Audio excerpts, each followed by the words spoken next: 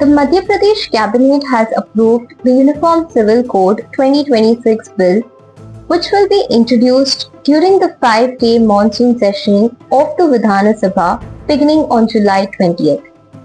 The government said the law aims to bring uniform rules on marriage, divorce, inheritance, succession and live-in relationships across all religious communities. However, it will not apply to scheduled tribes and communities protected under Part 21 of the Constitution. Chief Minister Mohan Yadav said the proposed law makes monogamy mandatory, allowing a second marriage only after a legal divorce. It also fixes the minimum marriage age at 21 for men and 18 for women, while making the registration of marriages and divorces compulsory.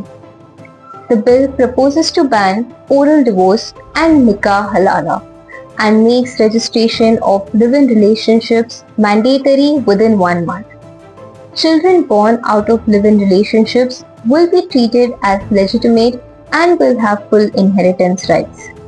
Couples who fail to register could face up to 3 months in jail or a 10,000 rupees fine, while a legally married person entering a live-in relationship could face up to 5 years in prison. The proposed code also grants equal inheritance rights to sons and daughters, removes the term illegitimate child from the legal framework, and allows any adult to will 100% of their property under the Indian Succession Act.